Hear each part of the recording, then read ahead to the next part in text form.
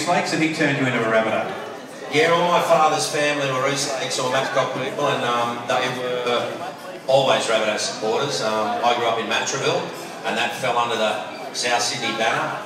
I remember when I was 6, my dad took me down to the Matraville Tigers. I had a year with them. Then I went and played 10 years out at La Perouse with the Ella brothers. Had 1 year at Kensington United, and then my last 4 seasons of footy, I retired when I was 20. We're at Mascot Juniors. When I was growing up, cricket was the furthest thing from my mind. All I wanted to do was play for the Rabbitohs. Mate, that is amazing. I knew that you were a rugby league player of some accomplishment, but I didn't realise you played with at the Jets till you were 20 with Mascot. Yeah, it was just called Mascot Juniors then, and my father died in 1975 when I was 16, and I sort of had this feeling that, you know, I wanted to honour him and go and play footy down at Mascot. There was still some of his old mates involved with Mascot Juniors, and so I just sort of gravitated down there. I thought it was pretty tough football at La Perouse in Kensington, but I really learned what toughness meant when I turned up to Mascot Juniors, and I think playing with those guys for 4 years, believe it or not, really helped me in the cricket as well, because it was really hard, it was really tough.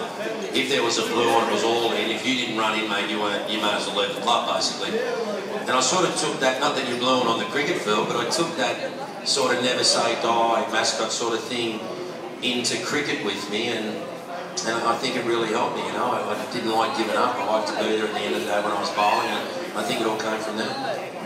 So tell me what happened then. When you finished the rugby league career, you're always playing cricket, and the cricket powers that be were lurking in the background waiting for you to finish your rugby league career and get more serious with the cricket? Yeah, I sort of was playing for Randwick and going up through the grades, and I was playing first grade for Randwick in 1979, and that was pretty much my last season of rugby league, and I'd had this little knee injury.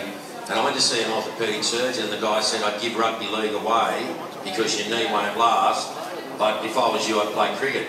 What he didn't know was that I was a fast bowler, and I had another 9 knee operations after that just from bowling.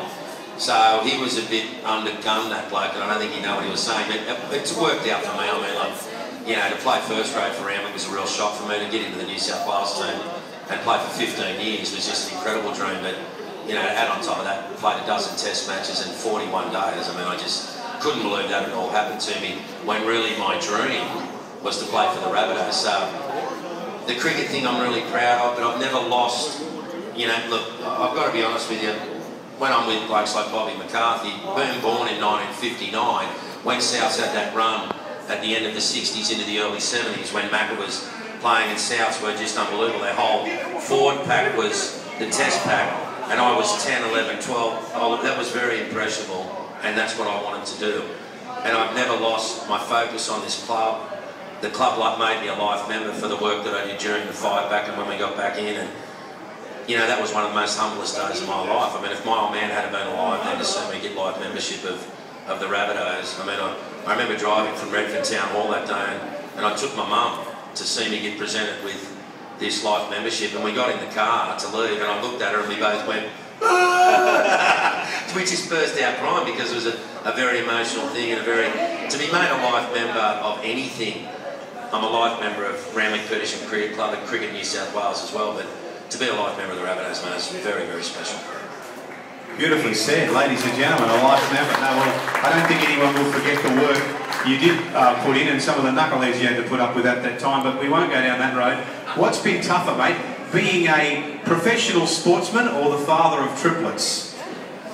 That's a good question.